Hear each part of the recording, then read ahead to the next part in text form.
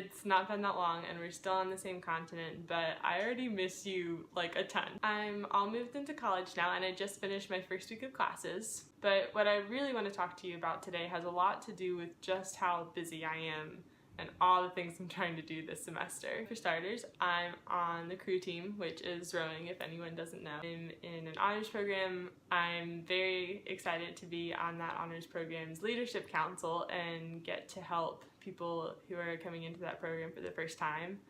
I'm in a sorority, which I absolutely love. I'm doing these videos, which is fantastic. I get to write sometimes for this newsletter. As you know, I'm in nursing school, so I have a lot to do for that. I'm taking microbiology this semester, which is literally terrifying. It's fine. I'm trying to babysit sometimes for this family I love. I just have a lot to do. I'm really busy.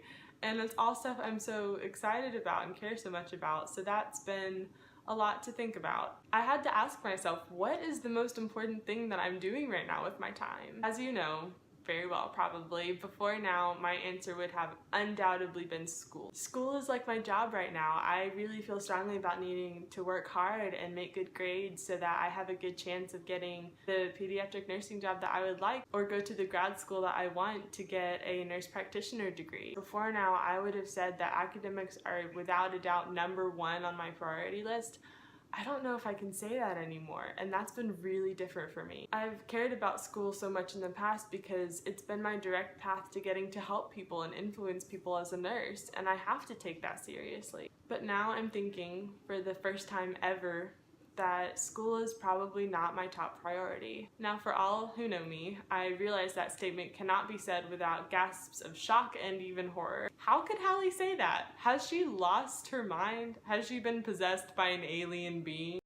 Frankly, this realization is shocking for me too. However, I realized, as surprising as this is for me, this is not a shock to you. I'm just now learning something that you realized a while back, that school is not the most important thing in the whole world. When I started to think about the real life, long-term consequences of the things that I'm trying to do, my perspective really started to shift. I saw that the consequences of my GPA this semester may be really small in the long run, or on an eternal scale, even non-existent. Is there a small chance that my GPA this semester may impact the grad school that I get to go to? Yeah, there is. However, is there a definite chance that if I focus on the minutiae of my GPA at the expense of my opportunity to influence my generation through writing, pour into the people who are entering the honors program I'm in, to invest in friendships that I hope will last a lifetime, that the cost of missing out on those opportunities will have eternal consequences? Absolutely, and without a doubt. My GPA may not even matter 5 years from now, much less an infinite number of years from now. But the opportunities that I have to influence people around me right now, I realize that what I do with that opportunity may last forever. I will have the chance to benefit or harm everyone that I come in contact with. And this year, through this channel and through the writing that I'm doing, that number of people has increased dramatically. To waste that chance to influence them,